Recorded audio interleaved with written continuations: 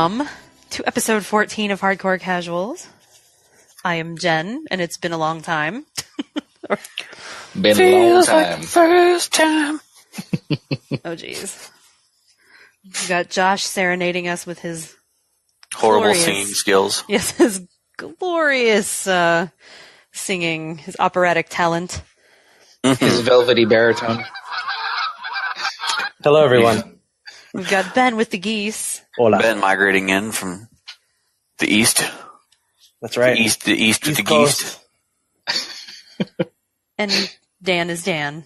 Yeah, I'm plain old Dan over here.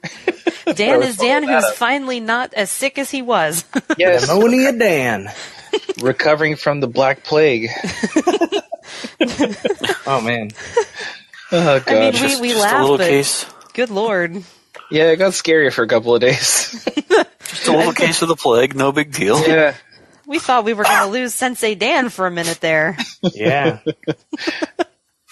But alas, I'm here.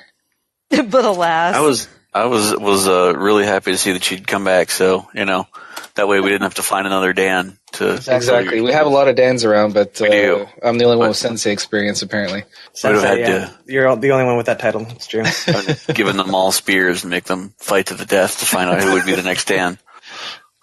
Is there a point system here, or do I feel so fight to the death? Right now. You feel so what? I feel so special. We need a new Dan. I'm so unique and irreplaceable. Can you grow a top knot and wear a kimono from now on? I'll work on it if that's what I need to feel more valued. Yes. Yes, please. Yes, please. I would pay lots of money to see that. I actually would be pretty intrigued by that too. Do you know why I'll start photoshopping. Do you know why you should do that, Dan? Okay, well, oh, no. I'm afraid for the answer. You should do that for honor. Oh my. Yes. That is a deep dad joke. Topic change. Welcome. Well, hey, welcome to our VAG edition. VGA edition. There you go. I was going to say, if I could just pull us back around to the point. We are... That's a vag joke. Bram pulled her onto the point. I'm just not going to do it. No. Wait, here. I'll take care of you, Jen. I got you. It's been, 3 weeks since we recorded? We clearly have not skipped a beat. Yeah. Yes. No, we sprinted right in. Yeah. Goodness. Oh, shit, there comes a cough again. You did. Now you done it. You killed him. Oh, you killed him again. He was Good better. thing I got pushed to talk. All right. Anyway, yes, we are doing our very own Hardcore Casual Video Game Awards. I figured we could call them the Cazzies. Joe. Nice. Sorry, oh God, I killed myself. I don't know. I'm not sure why that was funny. Wait, I'm laughing, but I don't understand. What does it mean? Oh, Cazzies. I'm done with you, Ben. Well, it's our casual game awards. Cazzies, because we're the hardcore casuals. Oh, gotcha. All right. Bringing it home. Sorry about that. Oh my gosh. All right. Are we briefly rolling through our now playing? Sure. Why not? It's been a while. You guys have got some new stuff. I've just been very deep into Warframe, which is not a surprise to absolutely no one. So that covers me. Ben, what have you been playing? Well, my biggest game really has been Breath of the Wild. I mean, I went hardcore on that for a good 2 weeks, and I loved it. Loved every second of it. Great game, great Zelda, amazing character development, incredibly disappointing ending, but still, it's up there. I'd give it a 8.5 out of 10. Nice. 8.5. But yeah, that's been my big one. And GTA Online, which is entertaining as always, and a blast to play with you guys. So that's pretty much my list. Oh yeah. Josh. Yeah. Yeah, I have been playing just a bunch of GTA Online. I had thoughts of playing some other games, but it has been pretty much just eating up all my spare free time, collecting cars and selling them, and then rubber banding. Rubber banding. Rubber band. Yep, I gotta get all those fun toys. Yeah. So Hey man, if That's you pretty can much make it. money that way and not have to spend money on share cards, why not, right? Yeah. I mean, honestly, it's the way to go. I don't have that real boy buddy money. Buddy money. Oh my gosh. Yeah, he went a little crazy. Yeah, our buddy got Did he buy himself a a card. Megalodon? He bought himself a card. He probably should have. He should have. At the end of the He- day, he really should have just gone with that. He got a card and bought some stuff, and then found out he bought the wrong thing, and he wanted to buy like something else to go along with Oh man. corporations. So then he went out and bought another card to Yep. buy the other Nice. stuff, and then came up a couple bucks short or something, and didn't want to sit and play through long enough to get the money. So he bought like the one that's like a couple extra dollars or something like that. And Well, so he fell into the trap. That's definitely how they plan it, man. yeah, he Yeah. did. Well, that's good that he went from like level 12, rank 12 to up in the 70s now. That's Is he in the impressive. 70s now? I think so. I By the know time that we Oh, go, yeah. by the time we're done with all this, I think, yeah. Oh, it's impressive. Mm-hmm. All right. Make it rain. All right. Does that bring us to me? I believe Yes, so. I am. Bereave. Well, I have been playing the GTA Online. Yeah. A recent conversation in our Discord led me to drag Xenoblade Chronicles X back out of my pile of old games. And it was my game of the year when it came out. I still love it. I remembered why I stopped playing. Oh, uh-oh. I'm stuck on a boss. There is a particular boss that I cannot seem to beat, and it's hard, and I think I just need to go and do other things and level up and get back to it and beat it, but I just didn't have You should that ask to do. Josh. I'm sure he could do it for you.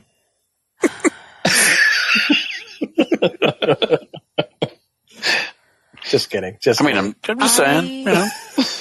I knew he was going to bring it up about the whole sniper tower thing. Hashtag hunting grounds. I hate you all. I do. Hashtag 13 seconds. I really do. Oh man. Oh man. Hashtag back-to-back wins and I'm out. Oh my gosh. So what are you playing there, Dan? How you been? Hold on. Dan already went. I'm not Yeah, done. I just thought that was a good transition Damn to it. get away from hashtags. Hashtag not I got his your turn. transition. And the other thing I've been playing, I got Ys on the Ys 8, the Lacrimosa of Dana. What? I don't. Yeah, I don't the title know. is I don't know. So don't ask. Lacrimosa of Zool. Something about tears, maybe? I'm not really sure. I keep meaning to look up the word to see if it actually means something. I'm sure it does. I'm a little afraid, but it is. Well, very- lagrimosa in Spanish means it's like the feminine version of she's crying kind of thing, like tears. yeah, that would have been my guess too. Oh, maybe then. feminine tears of blah blah blah. I mean, it could make sense. There's usually a tragic heroine somewhere involved. But it's very much a modern Ys game, and I like it, and it is very pretty. I got it for the Vita. I would love to have it for PS4, but it was still full price, and Ys at full price can suck a dick. So, Oh, it's not cross-buy? That sucks. no, it's not. And it's actually different, too. There's different, like, I think it's a different dungeon or something that's in the PS4, and then there's a couple of minor other differences. But I'll get there someday when it goes on sale. That's my now playing. All Crickety. right. Yeah. So, we have a lot of categories here. Goodness. But we're going to start at the beginning, and then Yeah, when to we be get the clear, end- we're taking the list of pretty much most of the nominees for the Video Game Awards and taking our spin on it. Yeah, and we're taking out some of the categories. So, like, if there's something in those, in the nominees that you've been following that you're waiting for us to talk about, cough, cough, best Chinese game, we are not going to talk about. We can gladly discuss it on Facebook instead, but we just got nothing on them. Yeah, that wasn't racist. We do love Chinese games. We just don't know how to Honestly, talk about I looked at them and I'm familiar with Monument Valley 2. And that is it. I've never played it. I'm familiar with it, though. Nor do we even know how to pronounce most of the other ones. Right? I'm like, I'm sorry. I'm sure they're fine games. I just don't know anything about them. So we're going to start with we have a couple of we didn't really want to talk about these as full categories, but we have a couple of honorable mention items. The first one is Best Trending Gamer, which most of these people I did not know, but I wanted to kind of call out Clint Lexa, who's half coordinated. That's his screen name. He has a disability. It's I think it's a disease that causes him to only be able to really use one side of his body. So he does speed runs of games one-handed. Oh, wow. Thus the half-coordinated name. And I know I can't even do a speed run with two hands. Both, I know, right? That's awesome. Yeah, he's charismatic, he's funny, he has a really good, there's no chip on his shoulder or anything, or whatever. He's very fun to watch. I know of him because of Awesome Games Done Quick. He usually does a run or two within that marathon somewhere, and he is just I love watching him. So I always make sure that I get to tune in for that one when he does it. I'll have to check him out. Yeah, he's done a couple of speed runs in particular. He did Nier Automata, however you say that. He did that one. Automato. And that was a running joke throughout that run with him and his commentator couch there. Yeah, that one was a fun one to watch. I'll have to pull the link for that. Anyway, that's half coordinated. Look him up. Give the man some support. For sure. He's on YouTube then, right? I assume? Either YouTube or Twitch. Oh, okay. I would say he's probably on Twitch. Gotcha. And my person is not a nominee, though he should be, because hilarity. Stone Mountain 64. I mean, come on. Stoney! I mean, as many hilarious videos as you could see from all the way back to whenever I started catching him in the division. Just getting on the comms and completely screwing with people. Oh man, Battlefield. Battlefield is where I saw him too. Battlefield, and then PUBG. Some of the events, there was one where it was one of the 100, 1 versus 99 moments, and he died early because it was a melee match. So everybody had frying pans and stuff like that. But apparently, you can ghost and move around the whole battlefield while you're dead, but as you're talking, people you get close to can still hear you. So he was running up on people that were just about to get their heads beaten in and commentating the whole thing and flying around the map doing this to other people while he was already dead. And it was just hilarious. So a guy who wants to spend that much fun time goofing off, and I love it. He's the guy who did the thing where he impersonated a soldier, right? Yes. So that was pretty entertaining. ETA, Cortez. 11 o'clock, Mom. Okay. Exactly. I got the I got orders directly from Cortez himself. Oh man! All right. So that's anything else to add? And that's it for that. Okay. I just didn't want to cut you off if you had additional Nope. things to say. All right. So the next one is Best VR AR. That's augmented reality, right? Mm-hmm. Yeah. Oh, it says it right there. That's VR pirate games. Our VR matey. God. Ben, you had something you wanted to call out here for VR, right? I've never played any of these. I do not VR. Well, yeah. I just wanted to point out that I think Resident Evil, the newest one that came out, was.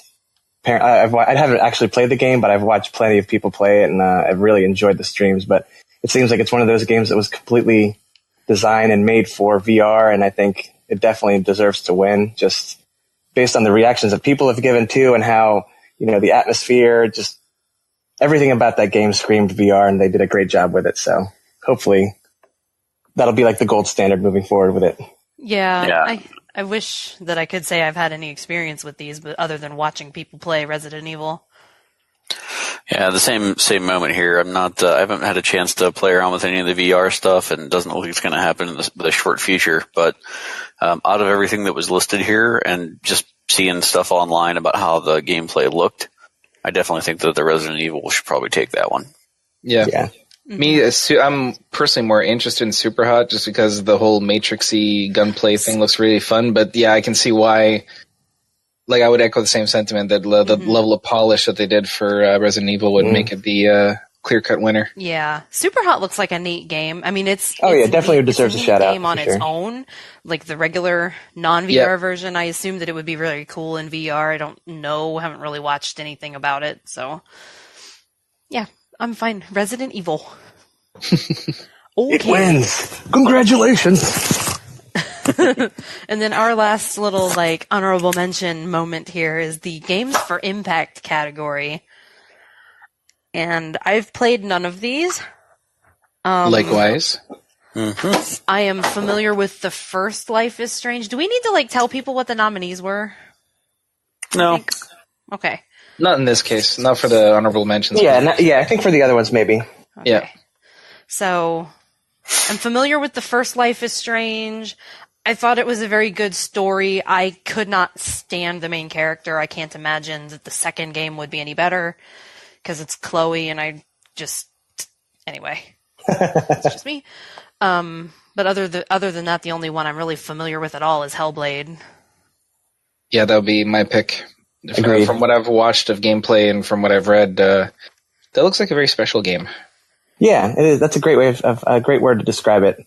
The community loves it just for how it's bringing awareness to mental illness, and the whole game is just, the foundation of that game is mental illness and how she deals with it, and apparently the voice actress and the treatment of it. Job. Yeah, not to mention the binaural mics, man. That's awesome. Coming later. Yeah, that's a whole other segue. I know just how they say that it perfectly represents how someone with schizophrenia will hear these voices and kind of, it sounds like it's in their head. I mean, it is in their head, but the way they did it was apparently really good, and people were really happy about that. Anything from the peanut gallery, Josh? No. Okay. No, I have seen a big bunch of none of those games and have no reference to any of them, so.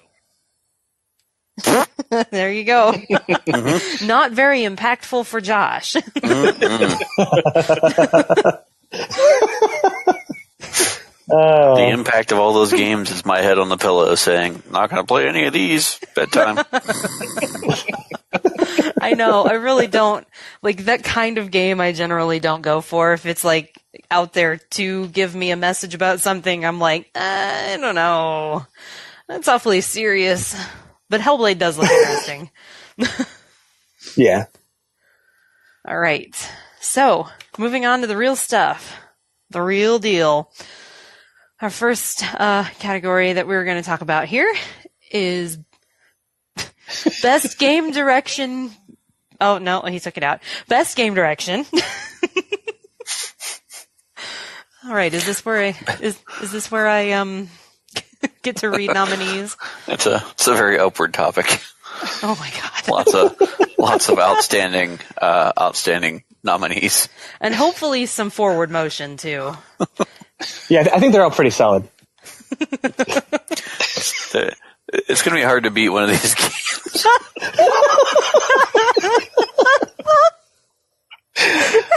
I really don't know who's going to come on top. Really. Oh my god. Oh god. We could go with this all night. Oh, nope. We're moving on. Nominees. Mariachi band, take us away. What even just happened? I don't know. We're making up for 3 weeks. Yep. Best game. I almost read it the way he has it written there. God. Best game direction. Seriousness. Serious face. Whew. Nominees: Wolfenstein 2, Resident Evil 7, Zelda Breath of the Wild, Mario Odyssey, Horizon Zero Dawn. thoughts, choices. Somebody, please, for the love of God, save me.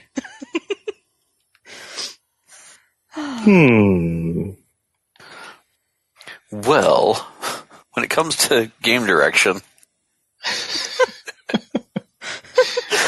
I feel like we've lost it. It's all gone. Everything is gone. Oh, I will start off by saying that I think that I do like the idea behind the Wolfenstein 2, but whenever it goes to like the creative vision and all that sort of stuff, I kind of got to go with the Horizon Zero Dawn. The whole Yes. Yeah, but you're just picking it because you're in it. I mean, you are. So you're partial. Well, I'm a bit partial. I mean, I did afterwards have to shave a little bit of the beard and take the dreadlocks out. Conflict of interest, man. FYI, like I will post a side-by-side picture on the Facebook page just so that people can see just how striking it is. And by the way, I am absolutely affronted that there is not a Rost pop figure. Yes. In the Horizon range. I saw that and I wanted to write them. I'm upset. I'm legitimately upset. Like, even if you didn't look like Rost, and that's like, oh, it's Rost. It's Rost Josh. No, even if it wasn't for that, I still want a freaking figure of Rost. More than some random cultist. I mean, come on now. Yeah. Anyway. Oh, yeah, that's true. That's true. They didn't even use, like, you know, the antagonist cultist. It's like random none of those. Cultist number 5. Yeah, it was like, you know. Token Cultist 4. Yeah. Exactly. And then they have shitball get a pop and I didn't. And then they have a random watcher. Like, what? All right. Anyway, that is totally a tangent. But yeah, I think at least 3 of us agree Horizon Zero Dawn on that list. It's just everything about it, from the creative side of it, like it's the technical end, the creative side, and the fact that it delivered on everything that it promised was huge for me. Mm-hmm. I mean, it's a flagship game for the PS4 Pro. It's one that made me buy it, and no regrets doing so. Like, it lived up to the hype in every respect. Totally. Yeah. Yeah, I think oh, sorry, go ahead, Jen. Oh, I was just going to say the 2 Nintendo games there, Zelda and Mario, like, they're great games. They are absolutely great games, but they're what you expected them to be. And I don't know if that, to me, warrants a best game direction. I think that's a great way to put it, yeah, because if they just kind of stick to their formula, they improve on it. Especially, I like the direction that Zelda's going with the open world and how they're giving more voice and actually, like, literally more voice to Zelda and everything. But yeah, like Dan's saying, Horizon Zero Dawn it's on a whole different level. It's a masterpiece game. Yeah. And Resident Evil, and I'd like to give a shout out to that because the way, again, they directed that game as well it feels so fresh and new and different, like than the previous Resident Evils, which were kind of garbage, really, to be honest. But it's not just another random spot in the map that you're fighting off, you know, manifested zombies in. It's Las like Plagas. Yeah. Like, I definitely think that their change in direction of finding the house and all that. Yeah. If it wasn't for Horizon, it would have been my pick. But Horizon, with a lot of these, it's going to be the same with a lot of these categories. It's just on a league of its own. Mm-hmm. Agreed. Likewise. All right. Moving right along. Best narrative. So our nominees here were What Remains of Edith Finch, Nier Automata, Hellblade, Nier Tomato, Hellblade, Wolfenstein 2, and Horizon Zero Dawn. Agreed. I think, I mean, considering that the only one of those I've actually played is Horizon Zero Dawn. Oh, oh my goodness. What is going on in this note section right now? Anyway, Horizon Zero Dawn. Yeah, that's my pick too. Yeah. Yeah, I mean, it's almost like I wish that we could eliminate Horizon from these categories because it's just not fair. I know. I mean, because I think Hellblade's it should get its own shout out because really it's incredibly different. It's unique and does a great job explaining mental illness and building a game around that is pretty, an amazing feat. So I think that's definitely deserves its second place. Yeah, Horizon for me, for the narrative, I like the technique in terms of how everything was a slow reveal. I mean, the more you discovered the world, the more you learned about it. The constant, the uphill climb towards the ending and everything, where you get that huge reveal. Again, not to spoil anything, even though the game's almost a year old now. It's it's the way that there's a slow disclosure for everything. There's constantly ramps up was really interesting for me. Mm-hmm. Totally. Yeah, because it starts off in that little village, and then you just kind of realize. Yeah, there's just so much that happens, and so much that did happen, and yeah, it's very cool. The way you find it out, everything about it was just great. Okay, Ross, do you agree? Agreed. Conflict of interest. Right. Okay, next. Best art direction. Ben, if you don't stop it. Just for those wondering, there's penis all over the show notes for Janice. She's trying to go through these. Like, one of these times he's gonna get me, and I'm gonna say it. I'm gonna say it. That's why I'm just letting the audience be forewarned now before it happens. So, Jesus Christ, will you stop? I don't know what that was now. Oh my God. Okay, best art direction. For fuck's sake. Best art direction. Destiny 2, Cuphead, Zelda Breath of the Wild, Persona 5, Horizon Zero Dawn. And go.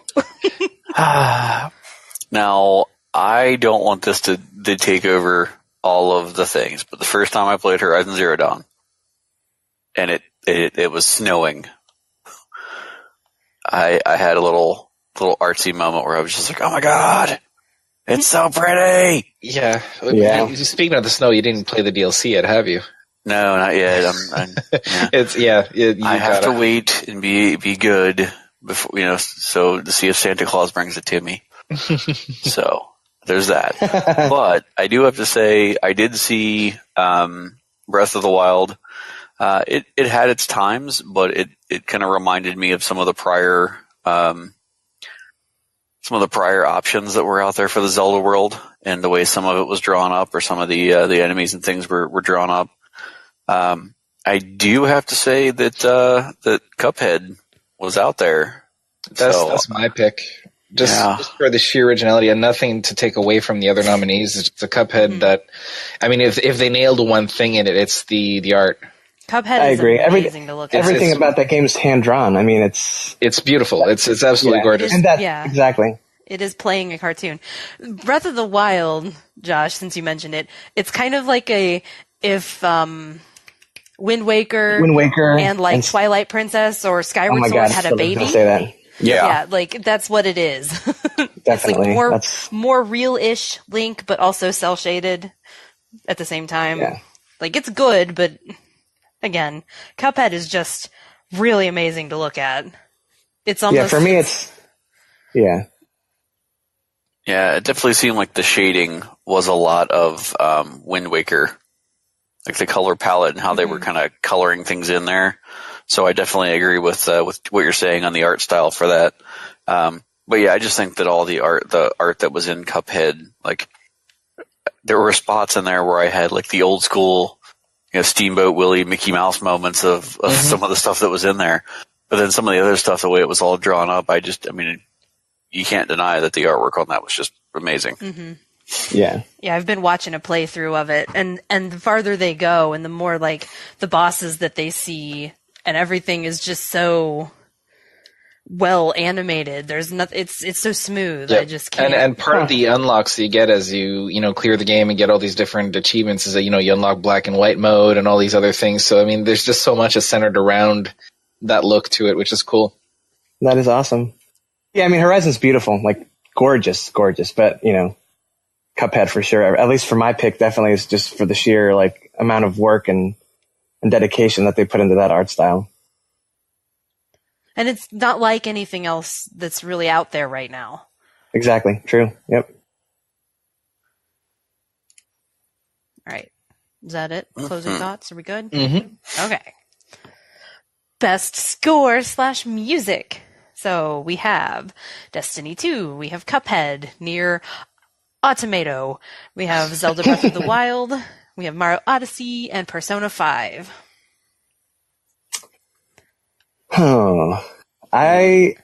I want to say that the music in Zelda was beautiful. I thought they like orchestrated a lot of it, and there was a lot of piano and little motifs that they chose. That was awesome. But I think mine is going to go with, my pick would go with, I think, Super Mario Odyssey. I'm going to go with that.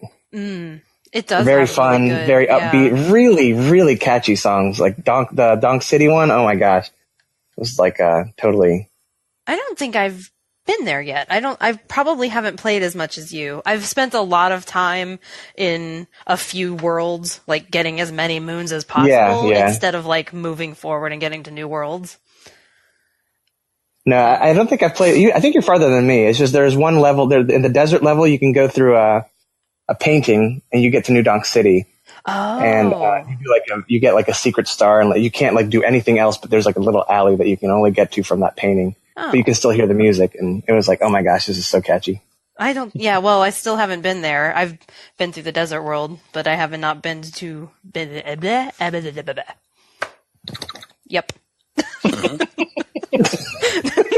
Say that again. There was a Scion over there somewhere.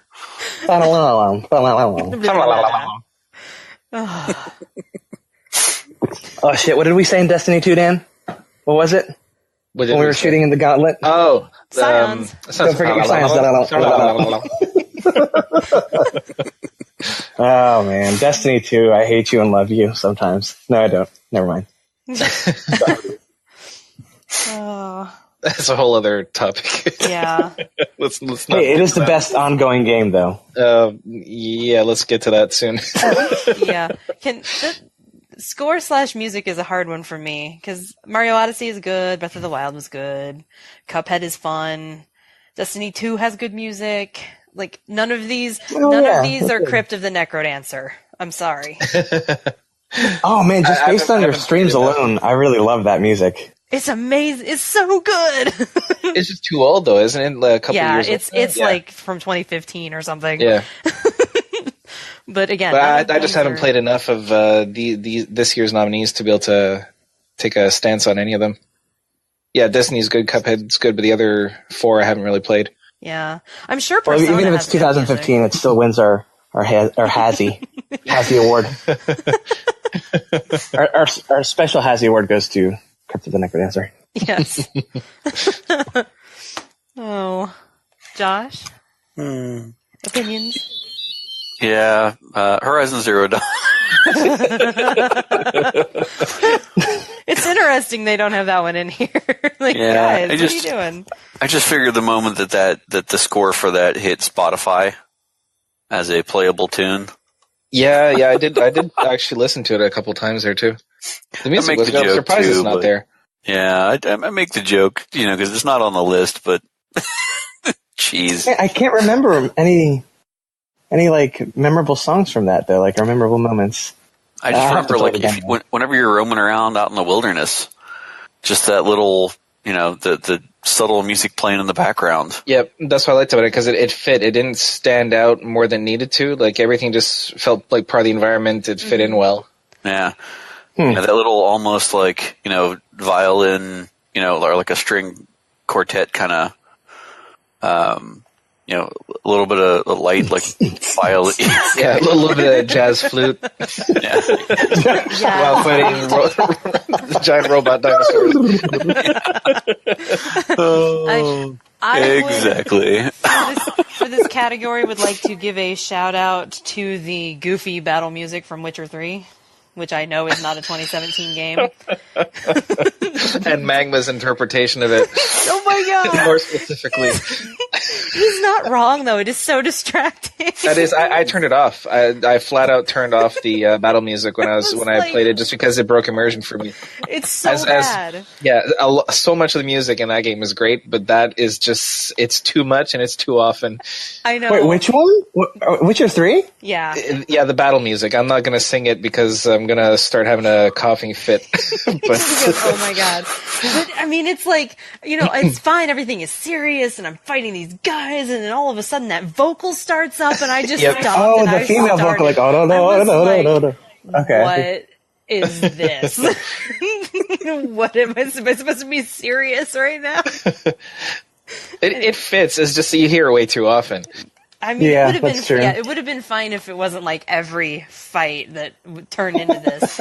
Oh my gosh, I couldn't take it seriously at all. I'm like, I can't with this. My fights no longer feel serious to me. We're just having fun now. This is just silly. You know what? I think the thing that got me with the Horizon score was the fact that the amount of like sneaking around and like stealth killing things and all that, like the subtlety that they did with the music in there almost fit that. It's like you could just fit right into that with the music. Like the music wasn't like jumping out like you were saying, like a disco. Yeah, it doesn't draw attention to itself. Exactly. Yeah. So yeah, I would have to actually go back and play it again, and I intend to. Now that You I have should. the DLC. Yeah, agreed. But I would have to actually go back and play it again to remember what it even. I'm sure it was good. I have no doubt about that. I would have noticed if it was bad, which means it was probably good. Okay. So. Is that it for music? I think so. Yeah. Okay. Best audio design. That's an easy pick for me. Yeah, I'm kind of. Anyway, nominees. Hellblade. Destiny 2, Hellblade, Resident Evil 7, Legend of Zelda, Super Mario Odyssey. Take it away, Dan. Pick for me is Hellblade: Senua's Sacrifice. I have not played the game, but I've watched playthroughs and listened with headphones. That the way that they did the sound for that is just absolutely insane. Yeah, bump for that. You feel claustrophobic when you're playing it. The way, knowing that they used binaural mics for it, which are seldom used in sound design because they're so weird in terms of how they treat sound. Essentially, what they are is that they're microphones that you set up, essentially like reverse like earphones. You put them generally where your ears are, and you capture sound that way. So it's getting like a 360. Kind of space that you're recreating. So like I worked with those for a couple of soundscape projects, so I'm familiar with them. And the way that, they did use those for this game, to me, just blows my mind. Like I will be picking up the game because of the sound design primarily. So that's an easy pick for me.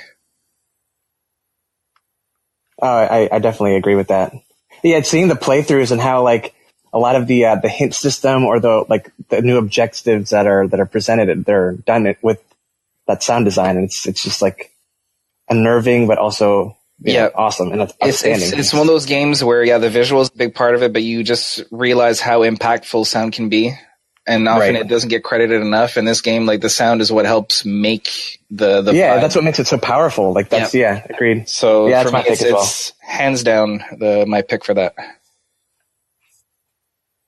I don't have an opinion. I would say that I really don't have a huge opinion on either, but what little I've seen from Resident Evil, and again, what they do with some of the sounds and things like that to kind of add more to the eerie factor of what's going on, I would have to kind of go that direction, probably just because, I haven't seen any of the stuff from Hellblade or listened to any of that. So...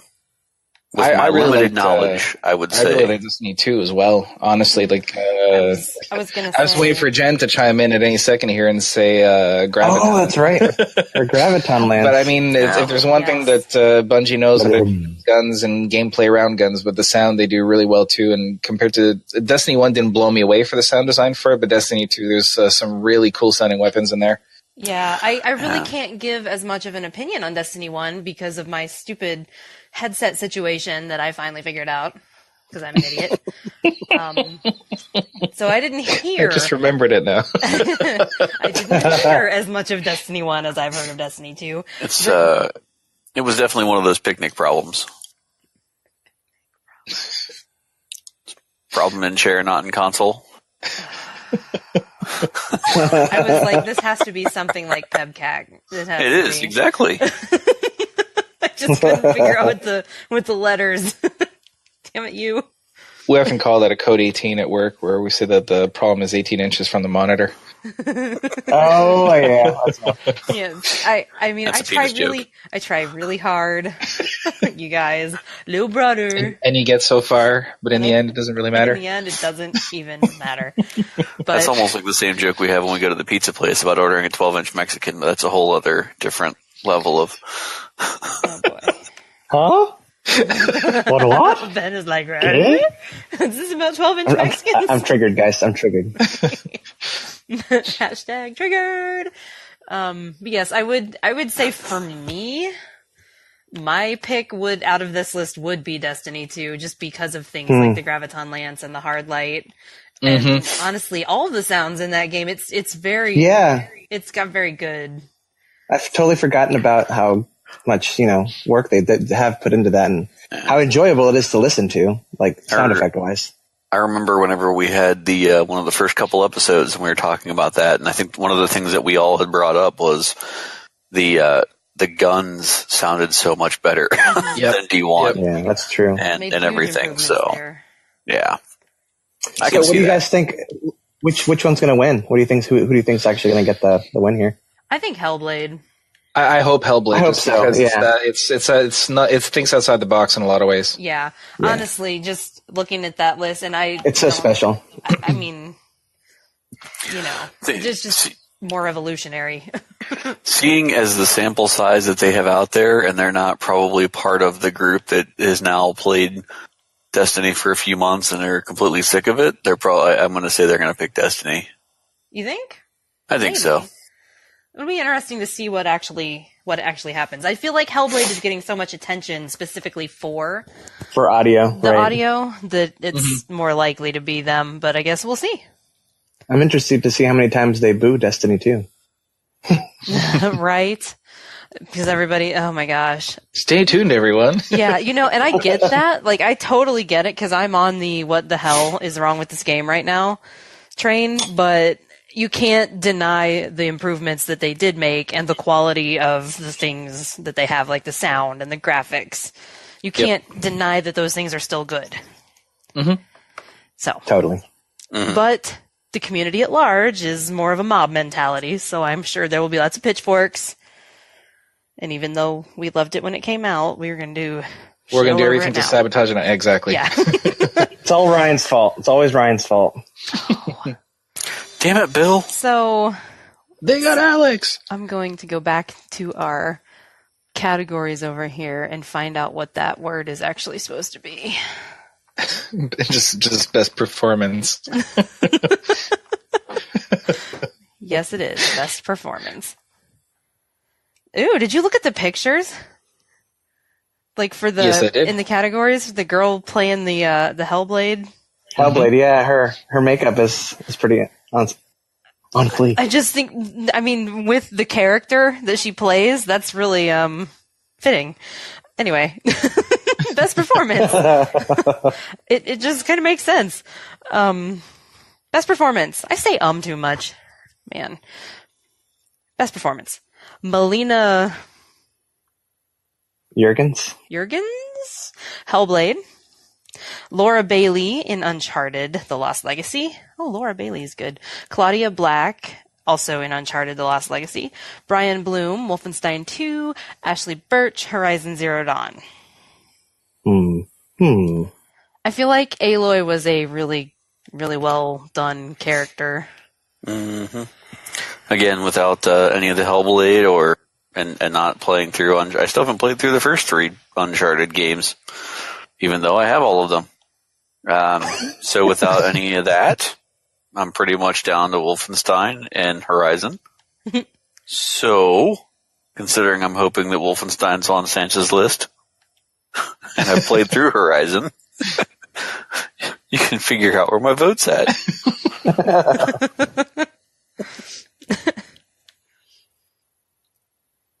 Thoughts from Dan and Ben?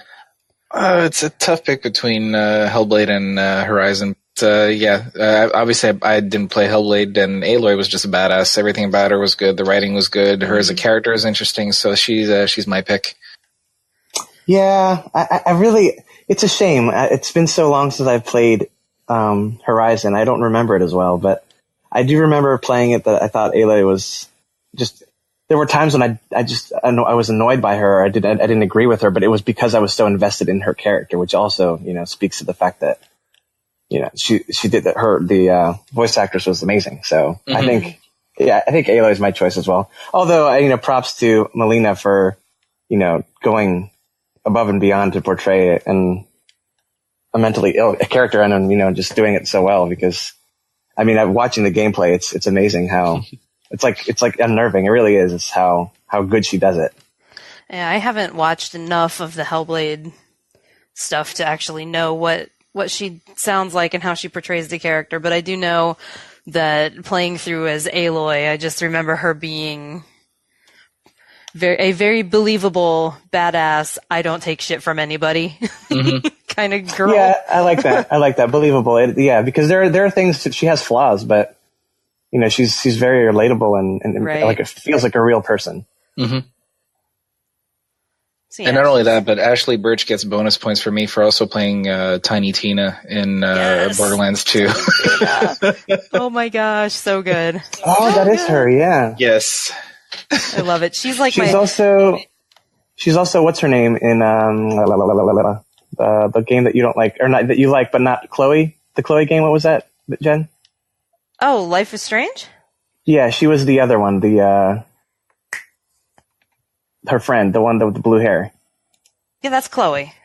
Oh, okay. That's who she is then. I believe. I'm looking. Google to the rescue. I don't think there's Ashley Johnson. Ashley Birch is the voice actress for Chloe, and a few others. Like she did, I guess, a couple of characters. Wow, she did more than Chloe one. is the main one. Oh, and she's the one who didn't get to come back for the sequel because of the strike. Right. So that's for the second one. Yeah, I read something about it. That's why I only know. She did do a good job as that character too.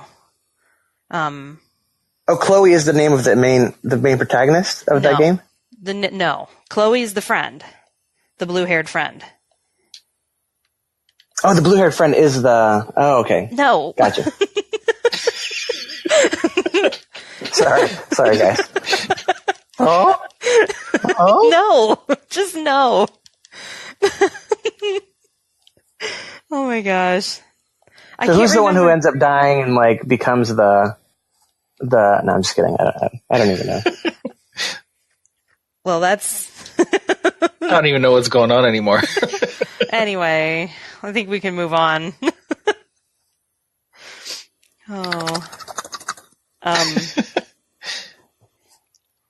Does that take us to best ongoing game? Yes, it does. It does. Yes! It does take us to best ongoing game. Put the boxing gloves on, Dan. Take me down. This is a tough category. There's a lot of good games in there. Destiny 2, damn it. Yeah, so let's talk about these nominees for a second. Warframe, Rainbow Six Siege, Overwatch, GTA Online, Destiny 2, and PUBG. I hate to kill everything and roll backwards, but I just started playing the Horizon Zero Dawn theme, or some of the there's a 4-hour long YouTube. We get it, Rust. We know. Yeah, but I just hit Get over yourself already. I just hit the Cauldron music. Okay, Cauldron music. Just go there. It's about 40 minutes in. You'll be all right.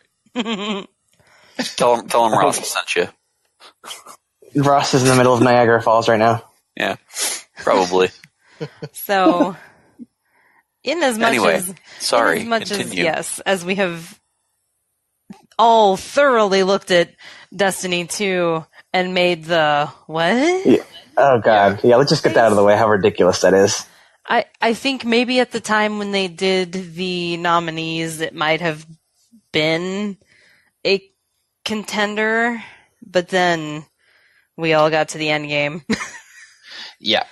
There's not enough there for it to be considered a best ongoing game. No when way. When did the game come out? September, right? Yeah, it's just, there's no way.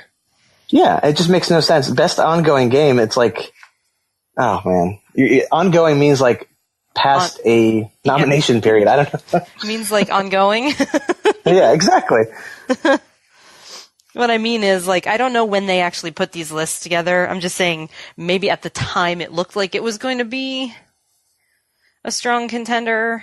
It obviously took a very strong turn for the negative, but... Or maybe they're just sticking to that whole Destiny's going to be a 10-year franchise, so let's just put it there every year because it's ongoing. Maybe. Destiny. Yeah, it could Destiny. be, yeah, it could be like it's tradition now, so this is where we are. Oh, with that respect, they should have put World of Warcraft just because it's been going on so long, and that's true. Steady stream of content, and I think that'll be more deserving than Destiny 2 is right now, as itself anyway. Well, or my theory is the truth is finally coming out, and here they've just admitted that Destiny 2 is actually the next expansion for Destiny 1, and it just happened to so be called Destiny 2. Which is kind of what we were all afraid of in the first place, isn't it? That it was just going to be like the next 1.5. Yeah. Yeah, exactly. But they took us. We can't go into this because I could just keep going. Yeah, and I'm sure we all could. So let's not. But I think we can really narrow this list of best ongoing game down to 2 among the 4 of us, and it's going to probably be Warframe versus GTA Online. That's not to say that Overwatch doesn't deserve it either, because I think Overwatch, I mean, it being a Blizzard game is going to get constant love until it dies maybe 25 years from now, if even by then. Of course. Rainbow Six Siege is deserving of the title too, because that's had a huge revival from being, a garbage game at first that wasn't well received, and now is, its own esports phenomena. Yeah, the resurgence is amazing, really. Yeah, and PUBG to me just hasn't had enough time yet. I mean, the game's still technically in early access, isn't it? Exactly. So let's give that one time to breathe before we give it too many awards, because it hasn't been fully released yet. Right. So yeah, it comes down to 2. Well, I gotta say GTA. Yeah, we know Josh's GTA Online. Mm-hmm. And I will definitely not. I will definitely give Warframe its credit, because it's not just our group who recognizes how revolutionarily mind-blowing it can be and addicting, but like I was telling Dan earlier, this time I'm just going to step away and recognize that I'm not going to play it for a couple months because I'm really enjoying GTA right now, but it's good. I know it is, and they've done a lot of improvements. They've added so much content, and you guys, Dan especially, can probably talk more about that, but yeah, I think I'll it's refrain from doing so, because I feel like I could rant about this game at this point after having given it 2 tries and hating it and now being completely in love with it. But it's my pick for that, because it's a diamond in the rough game. It's really like nothing else. The developers are passionate, and the game, they put so much energy into it that they don't want it to be bad. There's so much working for it. There's so much content. Whereas the thing that bugs me about GTA Online is that I felt when I was playing it more actively, I felt coerced to buy shark cards. Whereas Warframe, I don't feel compelled or that I need to spend money. I actually want to spend money on it. Not because there's shiny toys that, I need several million to shell out to kind of, be able to play that new thing that they added.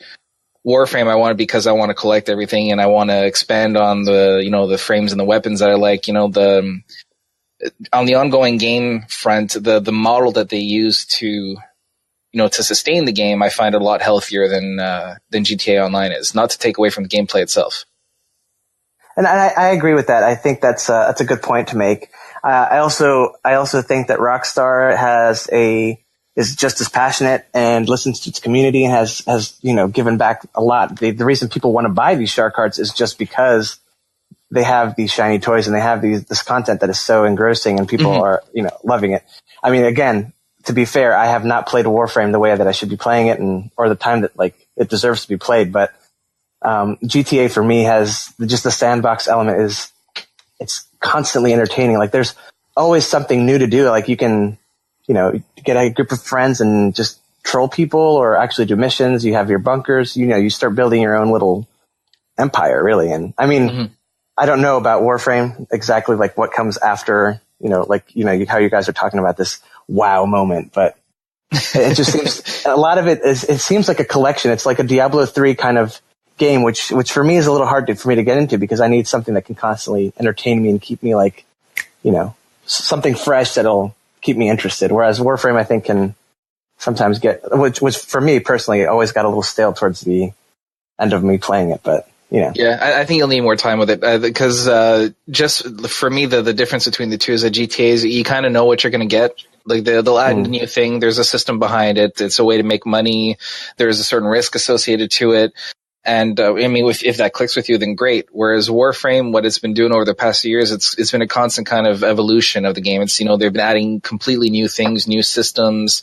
They just added their their first open world area to it. So in terms of the longevity of the game and how much they're still pouring into it and trying to innovate and make it fresh, that's what that's why it gets my pick. Yeah, I feel you. And I still like GTA. I'm not saying it's not a good ongoing game. It's just for me, there's more, I just feel like there's more of a drive, for Warframe to want to stand out. And I think it's doing so right now. I guess, and this is not at all to seem like a challenge or anything, but where is the fun in that game? Like for you specifically, this, aside from the collecting, the collecting and the farming, where's the fun in that game? Everywhere. Yeah, and I think and I get that it hasn't clicked with you yet because it took a long time for me to get that. It's something that it needs time. Okay. It's that different. It needs to marinate. Yes. I feel you. That's fair. So, what do you think, Jen? Have you given your pick? Oh, I was dreading this moment. I have been dreading this moment for... And then... Little brother. Little brother. Little brother. I got the heart of a champion. What does little brother think? It's okay. There's no wrong answer. There isn't. There is a wrong answer. Are you kidding me? I can feel Dan glaring at me right now. No, whatever you say is fine. Hey, Jen, what's on your PS4 right now? What are you playing right now? But the more important question is, what would you rather be doing right now with your PS4? Oh, we're on podcast time. Does it involve a band? Sorry. The special port. Oh my gosh. So it's a very difficult choice between those two games for me because they're totally different and I like them both. And that's a good answer. Yeah. I can't say that I would rather have just Warframe forever for my ongoing game versus just GTA forever. If it was going to come down to that, I would probably go with GTA because there is so much variety of things and tormenting of people, and we've had so much fun playing it.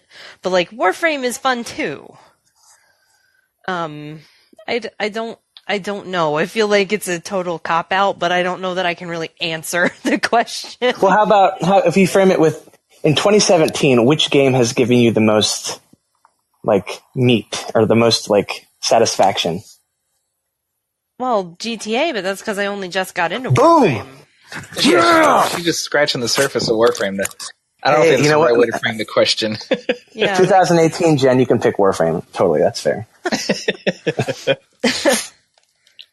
It's just... No, but yeah, I totally get it. It's a tough one for you, because you're actually invested in both of them. Yeah, I am. And I finally, it took a while for Warframe to finally get to that point where I was like, okay, I actually want to play this now. Because Dan can tell you, like, I was the reluctant... Little brother. Yeah, I was... And I'm still a little brother, let's be honest. I am still a little brother. But I will play voluntarily now, as opposed to, okay, if this is what we're doing tonight, I guess I'll follow along behind you guys and watch you kill everything. So it really does grow on you then. It does. I've gone through it too. Jen's gone through it. I think Magma's going through it. Gary has been trying for years to get us on it, and he's finally winning.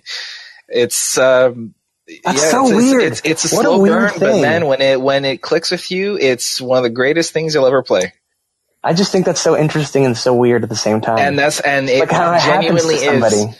Like the key, like the first major storytelling moment to this game for me happened 50 hours in.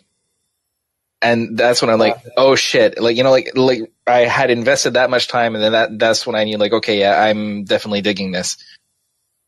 And that's why I like it so much, because there is really nothing like that out there where, people will keep their what the fuck and crazy story moments for that far in, instead of having it right at the beginning to try to hook you. So there's a lot of stuff that makes this worth checking out. But I don't think we need to debate necessarily which one's better than the other. They're both great games. I love GTA Online as well, but right now I'm just too much into this to say anything against it. Yeah, I think that's a good healthy conversation. I'm not sure if it makes you feel better or not, but I still haven't played it since October. Oh, Warframe? Yeah, whenever I said I picked it up and played a couple of matches and then, put it down to play other things.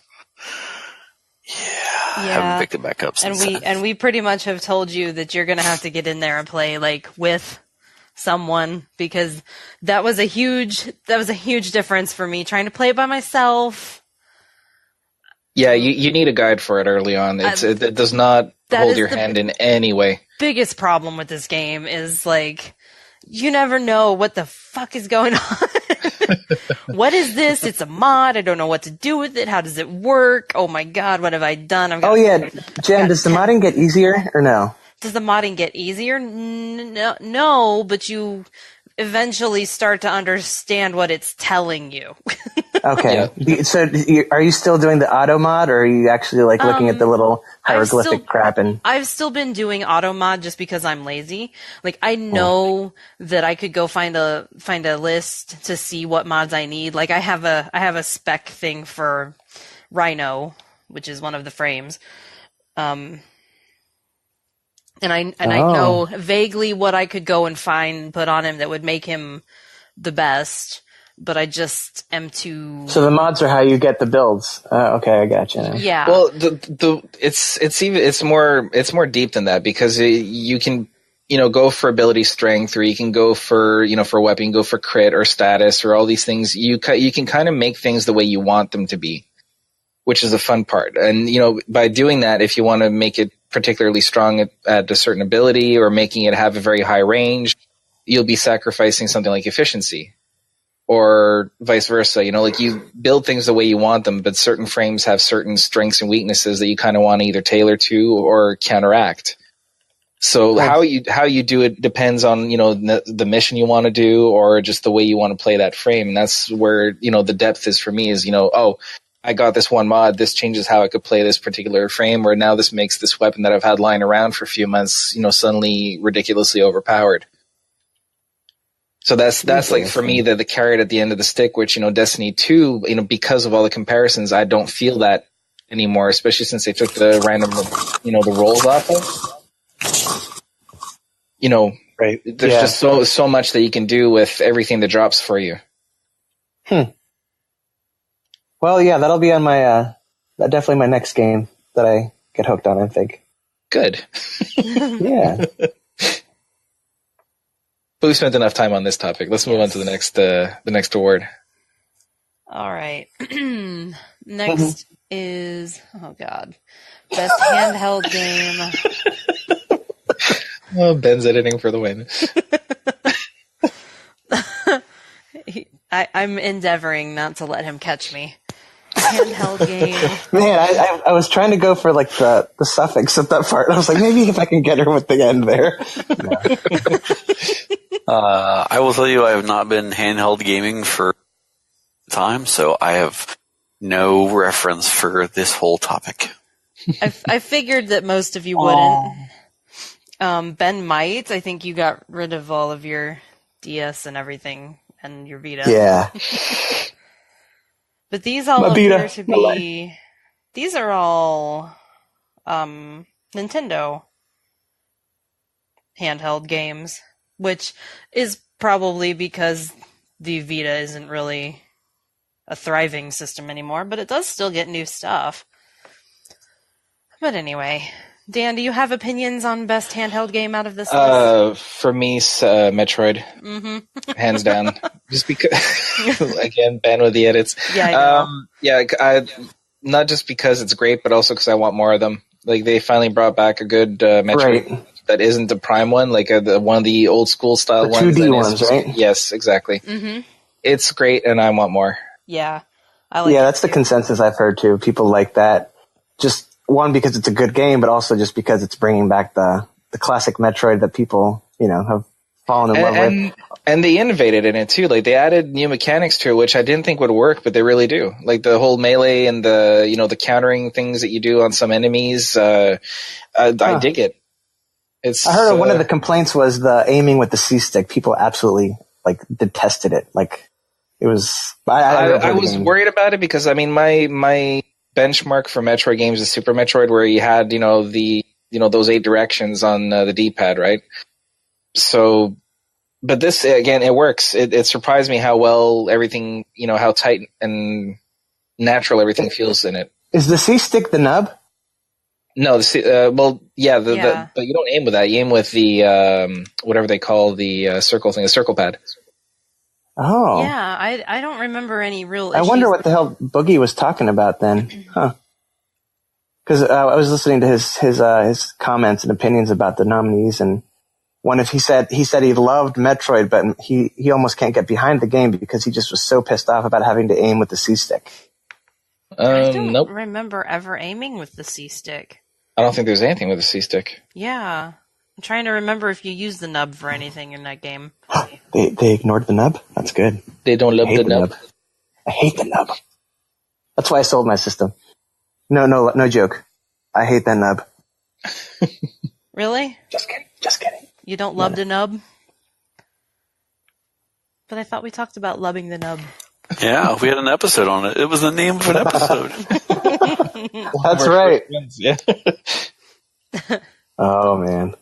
All the right. baby hardcore casuals. Yeah, but for me, it's the standout of the list. Yeah, I think that's fair. Right, Josh? Mm.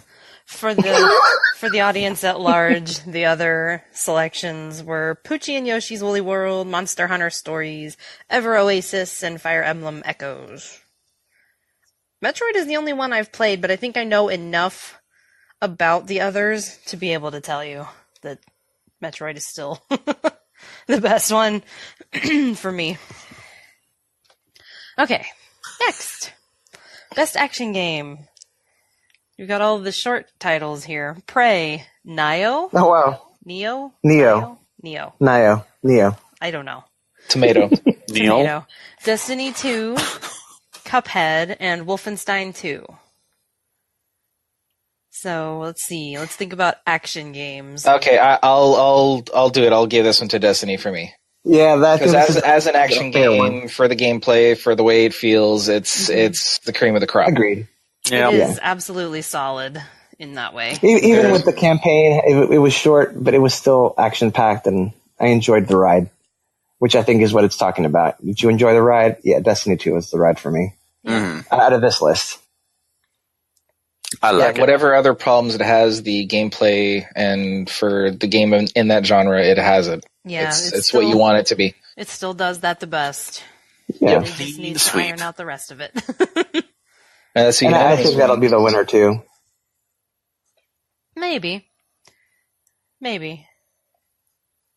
Again, I'll be interested because that one, Cuphead looks solid to me.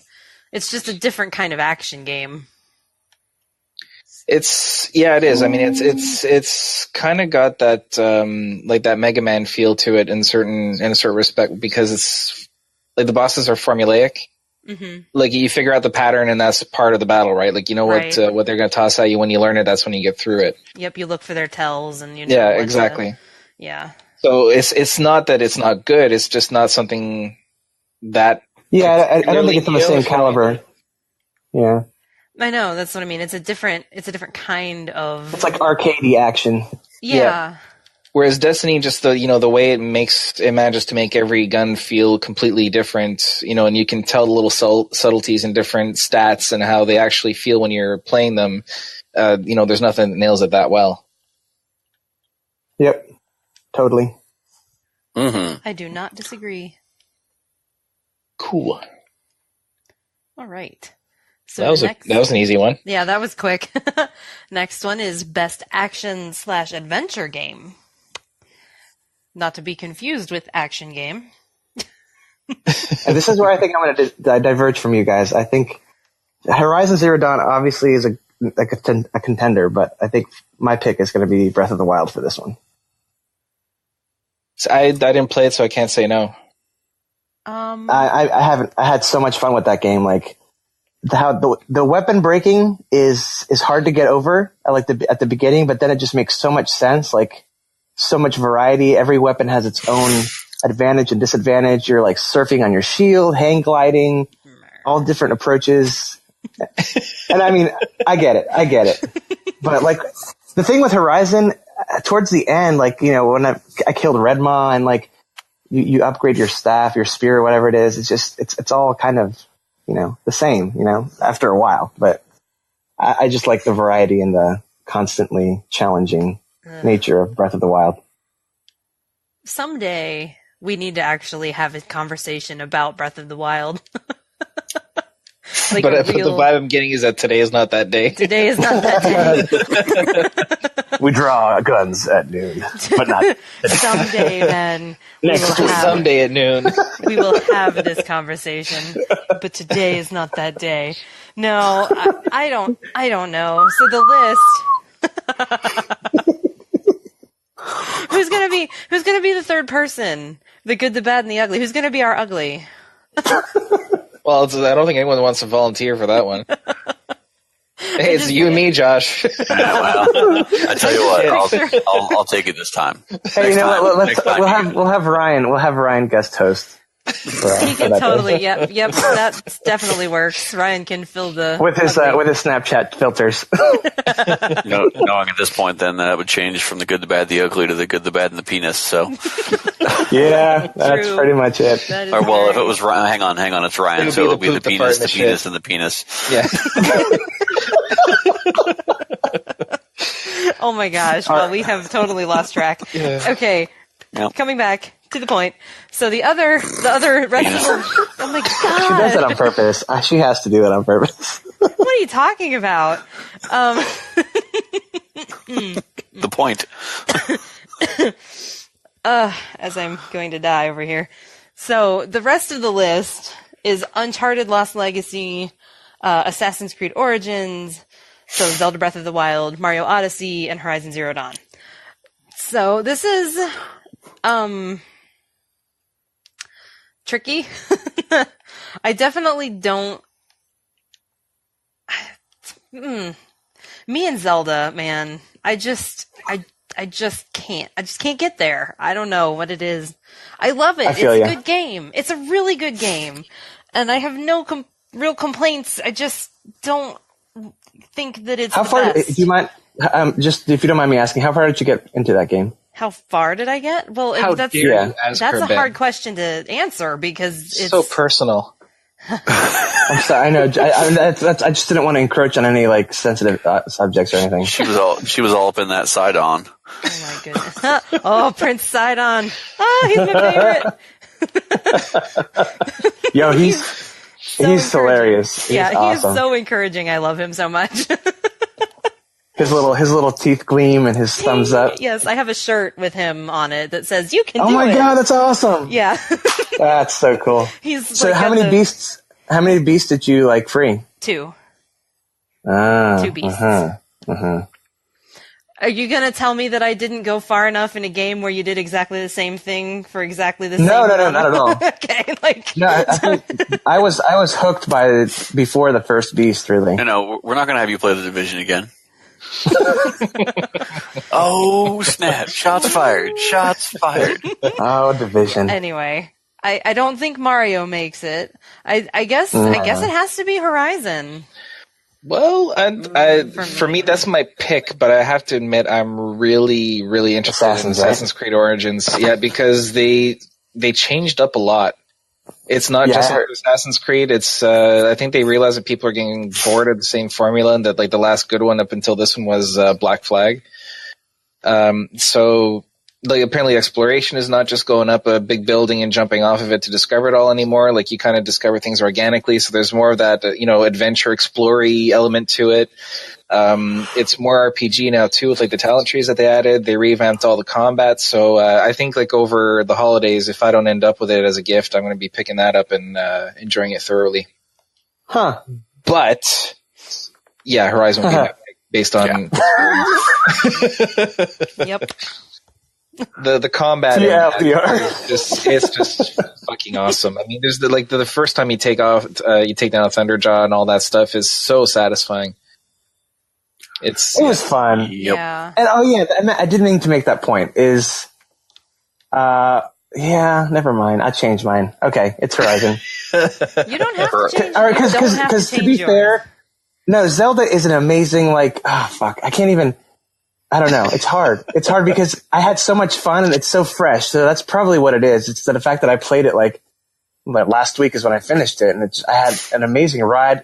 Partly I wasn't expecting to enjoy it that much because I waited so long because I heard it was But it really is Horizon Zero Dawn, the light version. Like it's everything about that game is very similar to Horizon. I almost want to say that I want to copy the other in like gameplay and everything, but you're climbing up these large structures, or trying to find different ways to get up there to unlock the maps and see what the territory is like and the layout. And you're fighting these beasts, these mechanized creatures, and upgrading weapons. And so, but yeah, I mean, Horizon just does it. Yeah, I can see where you're coming from there. I think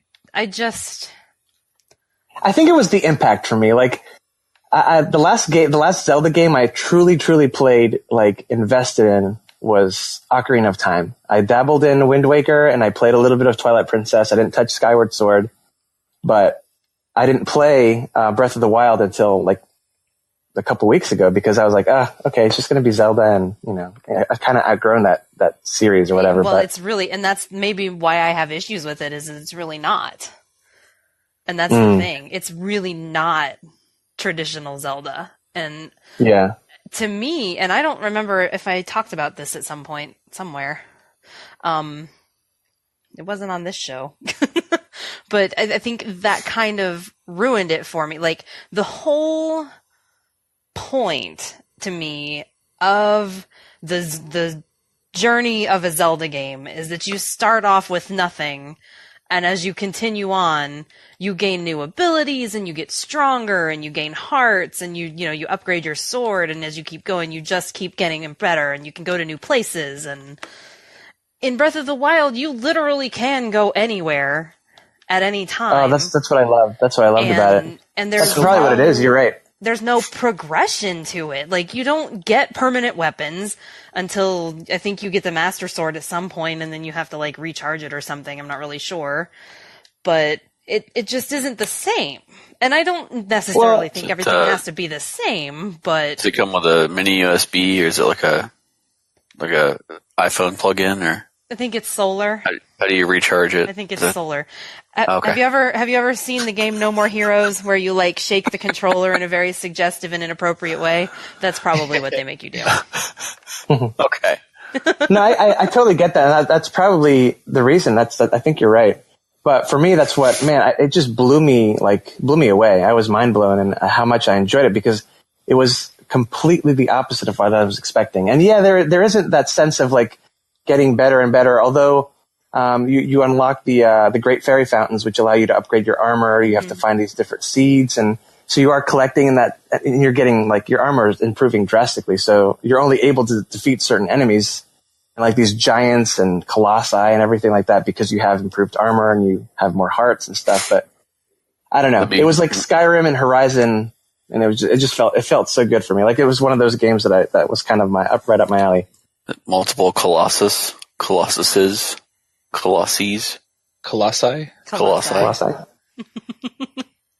Just checking. That's definitely one of them I'm looking forward to. The new one that's coming out, the remake. Yeah, Shadow of the Colossus. I think that's one of my coming, isn't it? Is it in there? No. Oh, it is? No, it's not. But we'll get to that. Oh yeah. We're just all over the place. All of us were so excited. So I'll make it easy to finish that off. Horizon Zero Dawn. # Ross is my homeboy. # 13 seconds. # conflict of interest. # nephew. # Ross is not my homeboy. # I am Rost. Yeah. #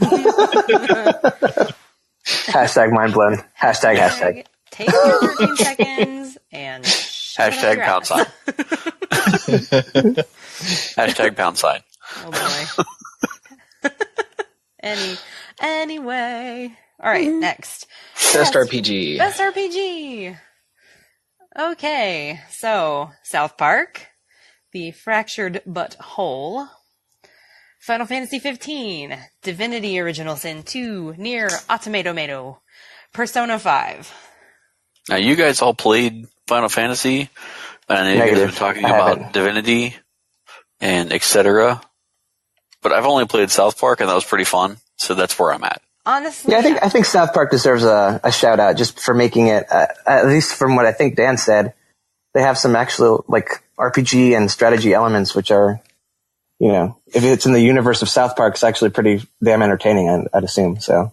I mean, I liked it enough to buy it. Oh, you have it? Yeah. Oh, snap! All right. Mm-hmm. Well then, excuse me.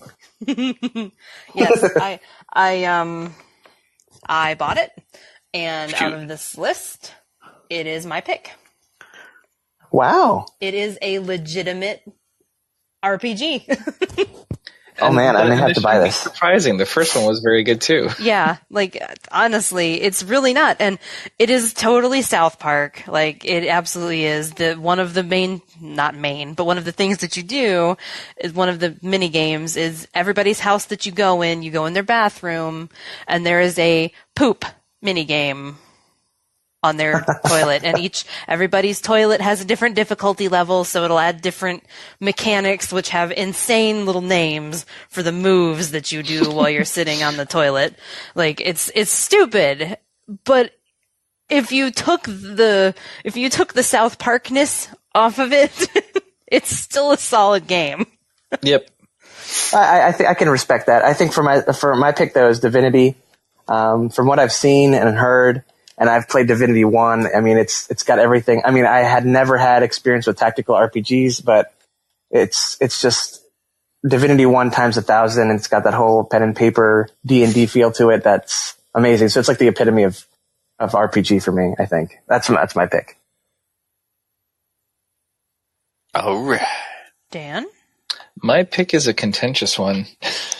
Oh. Persona 5. No, Final Fantasy 15 for me. I can't. Nope. I cannot get behind that. As flawed as it is, and I'll say that it's not a perfect game, but I liked a lot about it. Like, and that was I think my first platinum game. Like, I dug it enough to want to stick to it.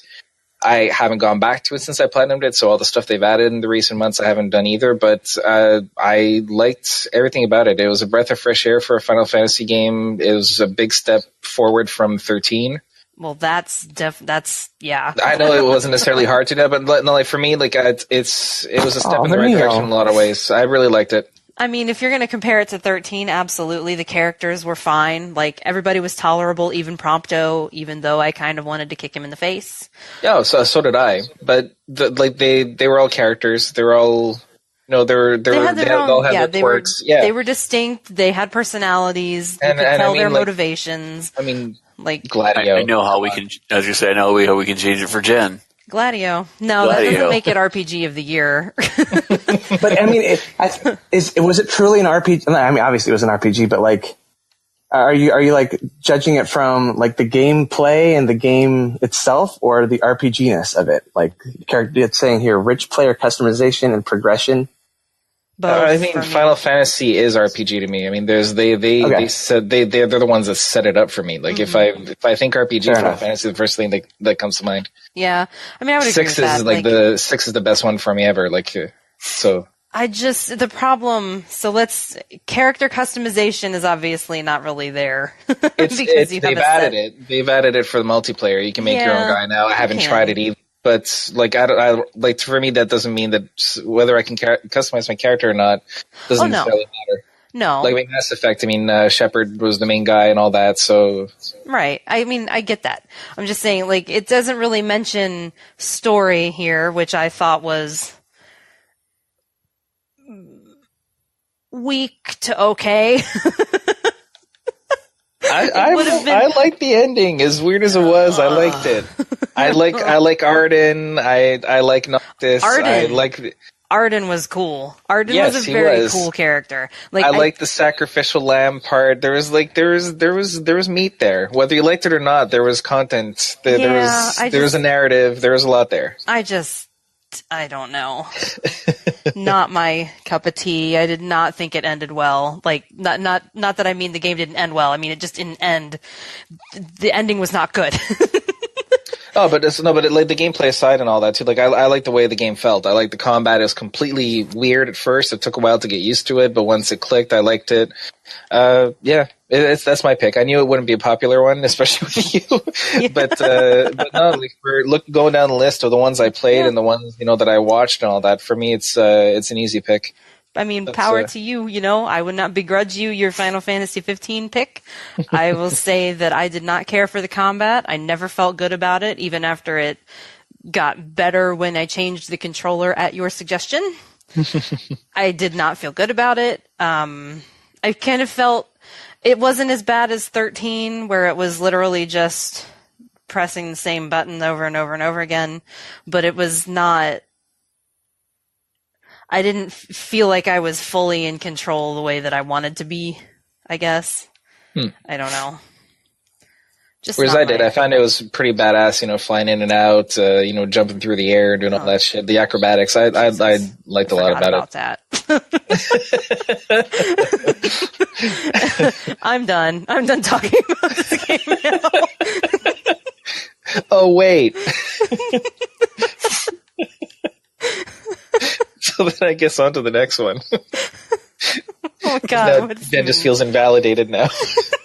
What is even next? Best multiplayer. Not Destiny 2. Not Destiny 2. I don't know. So the nominees are Fortnite, Call of Duty, World War II, Splatoon 2, Mario Kart 8 Deluxe, Destiny 2, and PUBG. Well, early on, I would have pulled for Destiny 2, but then the longer it went without updates, etc., I think that a lot of the PUBG group was trying to kind of pull away from that. But for me, I'm getting a kick out of playing Fortnite. I mean, I know it's pretty much like the poor man's PUBG, as I've been saying for a little while here. But I just like the more cartoony effect of things. I think that if you look at it in the style of first-person shooter, Fortnite is the Team Fortress versus, PUBG is more of the, Battlefield. Right. So, but I think that some of the goofy stuff that's in there and how some of the stuff runs, it makes a few more entertaining games than I think some of the PUBG stuff. Now, don't get me wrong, there has been a few of those moments where I think the one video I shared a while ago with you guys was the guys in the car, and the car flipped sideways. And they just stayed in the car, and everything kept, the circle kept closing in on them while they were inside of the car. Stuff like that. You'll have funny little moments like that. And I've seen some interesting videos where, guys are driving motorcycles and skip up into the top level of a house and then go in and kill people that don't even suspect they'll even be there. So I mean, it's open for interpretation, but that's the game I'm saying right there has to be best multiplayer for me. Yeah, I think my choices are between those two as well. But I'm gonna have to give the edge to PUBG, even though it is still kind of an it is an early access, and technically, I don't know, it's a little too soon to be giving it awards, I guess. But man, with all the records it's broken and all the I've spent so much time watching people play that game. It's so enjoyable. I think purely because of its multiplayer experience. So I think that's the pick for me by far. Although I am excited to definitely try Fortnite one of these days with you guys. If you're still playing. I've got it downloaded, but haven't tried it yet. I've got to get around to it. Yeah, that's something we need to all get in there together and tolerate, as Magma we really should. Tolerate what? Tolerate. As Magma, he tolerates the game. Yeah. Or if he even does. It's too funny. Let's look at this list. I mean, I could give some props to Splatoon or Mario Kart, but I don't. What? Have you played either of them? Oh no, I was going. Oh, I wasn't thinking about it. Like that makes sense. Yeah. Oh. Splatoon looks like a crap ton of fun. I forgot about Splatoon. I was just recognizing it, but then I realized that a lot of people always talk about that. Yeah, I played the first Splatoon, and I mean that game is a lot of fun, and I think Splatoon 2 is more of the same kind of deal. So I can see that as being a strong contender here. But as far as what we've played and what we've done, I think that Fortnite has to be it. Because we had a lot of fun with that. And I just remember the time that I survived the longest, I found this metal, there's a rail yard kind of place. And nobody was there except me, so I just ran around and broke down metal containers until the circle finally closed in enough to pull people into me, and that's when I died. But I think I was 8th or something out of the list. So this nice. is not too bad. I've won one group mission, and it happened to be me and some other people who hadn't played in a while and just had the invite out there. And it got down to the point where there was a barn and a house and some other structure that was a small itty-bitty structure in between. And we had crouched down in the bottom of that structure and built up walls. And everybody else thought we weren't there. And they were just shooting rockets back and forth at each other and grenades and everything. And they ended up killing each other off. While the two of us were just in the middle, and they were just, if one of them fell out of the house to try to go run over to where the barn was, we just killed them when they were running across, and vice versa. But the others were up inside of the houses just shooting explosives back and forth at each other. So, good times. Oh, yeah. Is that everybody? Dan, did you go? I've got nothing much to really say about it, honestly. I haven't tried any of them other than Destiny 2, and I know I'm not going to pick that one. If I had to pick just based on, opinion, it would be PUBG just because of the phenomena that it is, and it is just a multiplayer game, right? So right, yeah. So, yeah, and Fortnite, it being, arguably a ripoff of that formula. So I think, if there's one thing that PUBG deserves, it's going to be for that. I think even the Fortnite that we're talking about is just kind of like a expansion of it too. It's not even the full game. It's the free mode that is Battle Royale. Yeah, that is the free PUBG version. Exactly. So that's why by default for me, it would go to PUBG for being the trailblazer for that, because it's one of the biggest games of the year. Oh yeah. So that's me. Suck it, Josh. Just kidding. I love you. Oh. Notice he didn't say that to me. I love you too, Jeff. See how it is. This is retaliation for the 12-inch Mexican joke from earlier. It's okay. I get it. Bro fist. Tink. We're made out of glass, guys. What's going on here? Ben and I just had a long-distance beard high five. It's okay. That's right. That's right. Anyway. Okay. Next category. Most anticipated game. Presented by McCafe. That's a tough one. Good call. Good call, Because of Jen. McCafe. We don't want to get sued. It just cracks me up that it's sponsored. Like, that category in particular is sponsored. Oh, man, just reading those words makes me want to go to McDonald's right now. You look like you could use a fake Frappuccino. The Last of Us Part 2. Damn, where's my double Fake-a-chino. cheeseburger? Oh my goodness. So, they've got Last of Us 2, Red Dead Redemption 2, Monster Hunter World, Marvel's Spider-Man, God of War. Oh, wow. And we are adding Shadows of the Colossus. Yeah, this is Because I said so. this is a hard one. Like a really hard one. Honestly, I think Sorry, go ahead, Jen. Oh, I didn't mean to cut you off. I was going to say from their list, for me, Monster Hunter. Yeah, that's definitely one I'm looking forward to. Agreed. I think definitely playing with you guys too and seeing how it translates to the PS4 rather than the nub. We'll know this weekend. Yes, we will. That's true. Yeah, beta is coming. Honestly, I think I actually stopped reading at The Last of Us Part 2 because that was my choice. But then hearing Jen say all those choices, damn, Red Dead Redemption 2, holy, it's like, how long has it been, man? Like, a long time. And that was an amazing world. GTA horses. You're not wrong. Red Dead Dementia. Yes, Red Dead Dementia. Forgot about that. Yeah, I'm looking forward to God of War 4. Me too. Gotta put it out there. I mean, after playing through The Last of Us and enjoying it as much as I did, I kind of want to play that. I'm looking forward to Red Dead, but of all those things, like I'm a big fan of the old school God of War series, and so that's where it's going to be. Then, that's where it's going to be. Yeah, I feel you. I think Last of Us for me. Oh man, Red Dead. No, I don't know. Shit. I'm indifferent on Red Dead, actually. It's the Red Dead Last of Us.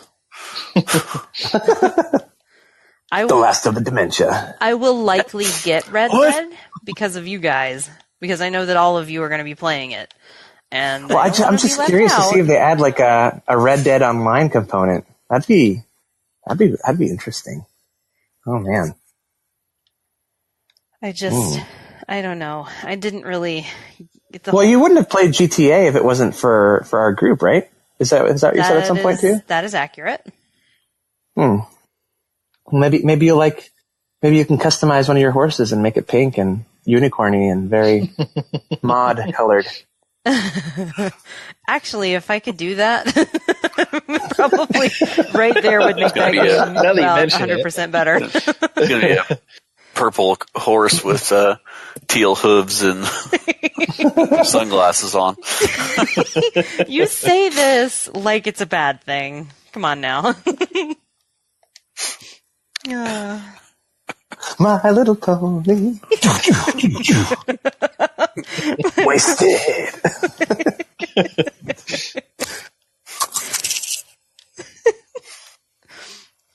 Dan, did you pick? No, I didn't, and I'm going to do the opposite. I'm going to say that the only one on that list I don't really give a crap about is Spider-Man. Everything else I'm hyped for. I mean, I could get behind God of War, too. I've just never played any of them. Yeah, and it's nothing against Spider-Man for me. I'm just not a fan of superhero games in general. I saw that the reveal for that, and it does look good, but yeah, I'm split on all the others. If I had to maybe pick one, probably Monster Hunter. But yeah, I'm going to end up with pretty much every other one on the list too at some point. That's true. That's a good point. I feel like that's accurate. Yep. I don't know about Last of Us Part 2. I'm sure that it'll be good, but it's probably one that I'll wait until it goes on sale eventually. Yeah, same here. I'm just not that excited about it. I'll pick up a multiplayer game that we're all going to play first instead of a single player, like Monster Hunter. I can totally get on board with that. Although with the Amazon discount, Best Buy has it too. That's pretty cool. It's nice. Gamers Club. I'm telling you, it's totally worth the $30. Okay. That's our. Which one do you think's going to win, guys? Ooh. If I had to guess, I'd say probably Red Dead would win. Yeah, I was going to say Red Dead is going to totally take that it. or God of War, one or the other. I feel like Red Dead probably has the advantage, even over. Yeah, it's just been so long, and it's just and open people world are so sandbox. hyped for like anytime you mention that Red Dead, people are just like salivating. So I can see that winning. All right, are we ready? Are we ready for the big one? That's what she said. And ruined. Although at this point, I think it isn't much of a surprise. That's probably true. But Game of the Year, you guys. This is it. So let's look at our nominees. What we have listed, we have Zelda, Breath of the Wild. We have Super Mario Odyssey. We have PUBG. We have Persona 5. You thought you were going to get me on that one. Persona 5. We have Horizon Zero Dawn. Gentlemen. Drum roll. Pick your poison. What about you, Jen? What do you think? Let's start with you this time. Yeah. Pressure's on. From this list, Horizon Zero Dawn. Hands down. Gotcha. Ross thanks you. Down. I'm sure he does. Ross thanks you personally.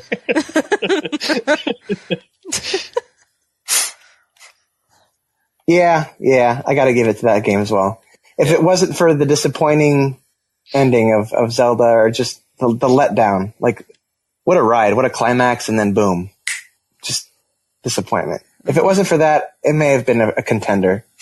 But just how Horizon has just been, it's like, it's a masterpiece. It's gorgeous. It's got an amazing story. It's got a great, well executed protagonist. It really is no contest. Well executed, everybody. All of the characters. Yeah, whether you love them sure. or hate them, absolutely believable. Like, there were people that I just wanted to beat. Talking like, oh my God, I hate you so much. You are such a jerk. And then there were people like Aaron, who I was like, this guy right here. He is just so good. I don't know. So good. And Aaron got a pop figure. Yep. Sorry, Ross. I think it's because they try to take me out like a bitch.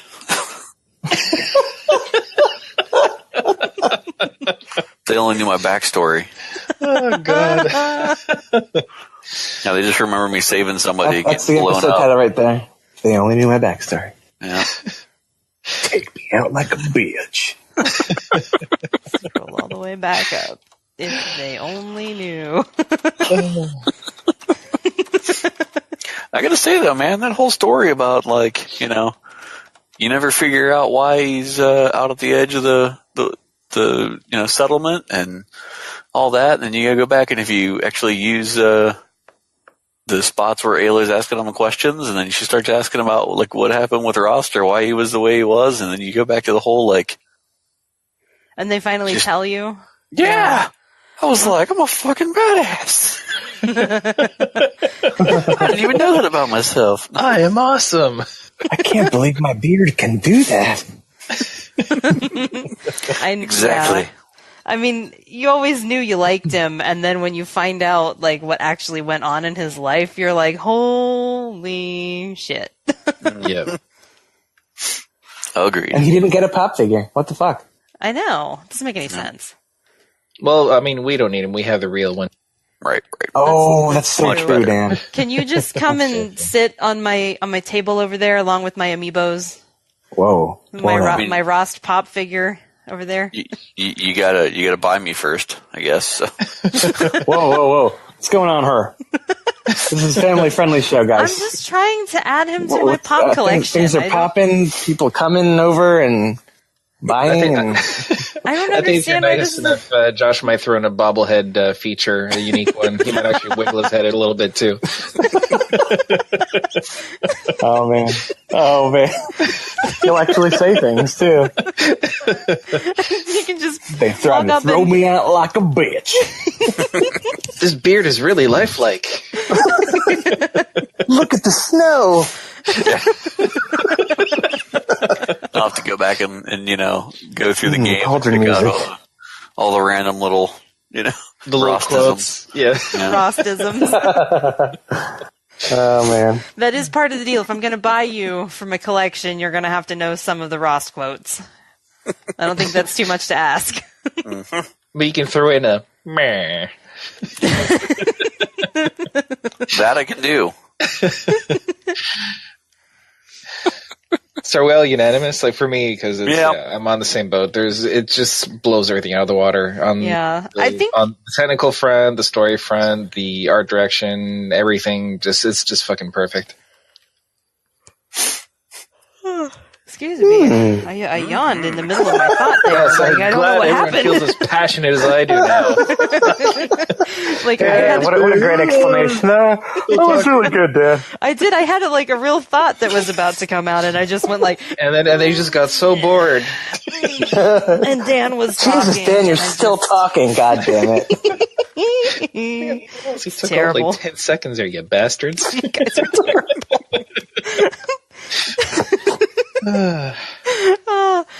I feel like a couple of these are odd choices. I know that like Super Mario Odyssey got a lot of attention when it came out because it's really good. I just think it's an odd pick for Game of the Year. Same with PUBG. Like that feels really that's weird to me, especially with the style of game that it is. I don't feel like there's enough to it to be a Game of the Year. Mm-hmm. I don't know, maybe that's just me. Persona 5 doesn't get a whole lot of attention, I feel. And it's probably very good. Like Persona 4 was amazing. I feel like 4 got more attention than 5 did overall, and I think it's not because it's not good or anything. I just didn't hear about it nearly as much. Right. Like, what is the premise of those games? I am really curious. It does get a lot of... I can only really tell you about Persona 4 because it's the only one that I've really played. But you're like a high school student who just moved into this area to live with your sister or cousin. I think she's a cousin or something. It doesn't matter. It's like part of your family. You come in to live with them and go to that school. And there's a bunch of mysterious murders happening in the city. And you kind of discover in the ghetto. You discover a television that will allow you to visit an alternate dimension, and you start kind of solving the murder. Oh, that's weird. Yeah, it's interesting. So are they sequels or are they like Final Fantasy where it's totally the separate stories? They are separate stories with separate characters, but in the same kind of setting, I think. Okay. I'm not entirely sure, so don't quote me on that. And if I'm wrong, don't hate me. But they're interesting. The battle systems, I could never really get quite past it because it takes a lot of thought, and you have to figure out, because you have what are called personas, and that's how you fight. Like if you equip a persona to somebody, and they have their set of moves and their elemental that they are, and they each do a certain thing. Like one of them is a healing one, and then eventually you can fuse them together, and there's a lot of strategy involved with it. And you may know this about me, I'm not real big on strategy. Interesting. More of a like, could I just be level 100 and smash things into oblivion, because that's really what I want to do. But they're good games with neat stories, and they have a lot of, I think the most unique part about Persona to me is the interaction between the characters. Like you get affection levels with different people, and you can go and like hang out with them and do activities with them, and they like different things, and it's, I mean, they're good games, and I'm sure it's probably very good. That was a long-winded much ado about nothing. Was there anything else for Game of the Year? Anyone have any picks that aren't on the list? Just out of curiosity. I don't. Ooh, good question. Let me think about Witcher 3, man. I don't know if that counts. I don't care. It's my pick. It's my belated pick. I told you about it last year. There you go. I'm trying to think about the other things that I have played this year that actually came out this year. Like, that's the hard part for me, is what has actually come out this year. Yeah, I can't remember. Well, Stormblood was one of the ones that we spent time on. Mm-hmm. But more so just the leveling up in Final Fantasy XIV. Yeah, but Game of the Year, no. No. But I love it to death. I love it to death, but that's not really the... I mean, what is this? Yeah, I really can't think of anything else that was, out there that really, did it for me. I mean, I'm really sitting here thinking that everything that was there, I can see why it would be there. Mm-hmm. So it's just pretty much just Horizon for me, Yeah. I mean, I'm kind of trying to look, I'm like angling so I can look at my game shelf over here. And I think that we are covered, honestly, for the things that have come out this year. All right. Well, then, that's our somewhat anticlimactic game of the year, because you probably all saw it coming. That wins our first annual Hazzie Cazzie. The Cazzies. Oh, snap. We're making t-shirts, guys. Yes, we are. Cazzies. We just need to go actually do the awards at like a Chili's next year so we can... Oh my gosh. The Dundies? Did you see like the Dundies? Exactly. Yes. Busiest beaver. Bushiest beaver. What? I'm going to go watch The Office now, guys. I started watching it recently. That's just like for the 18th time, and it just never gets old. Oh, yeah. I want to hurt him so badly, Michael. Oh, my God. Like, I can't stand him. But you feel there are still episodes I can't watch. You feel so bad for him at the same time. Like, sometimes you just want to kill him, and sometimes you're like, man... This poor guy. White collar, blue collar. I don't see the difference. I'm collar blind. Oh my god. Yes, it's rubbing off on Dan. The dad jokes are strong. No, that's a direct quote. Don't you think that you're working on me? See, that's the thing though. You're bringing it in. You brought it in. Oh wow. You could have just muted it. So guys, let's just put it this way. At my work, we used to have a that's what she said jar. We had to put 25 cents minimum, depending on whether you were baited or not into saying it. We used to rack up a lot of money in there. Oh my god, is it really 11:30? Yeah. It is. And we have been recording for a long time. So thank you for making it through our very long VGA Cazzie Awards here. We're making up for our 3-week hiatus. That's true. Yeah. I mean, it's been a while. Or punishing you for a 3-week hiatus. Oh yeah, touche. Or both. Well, it hurts so good. And on that note, peace out, Cub Scouts. Take it easy. Let's get in sync.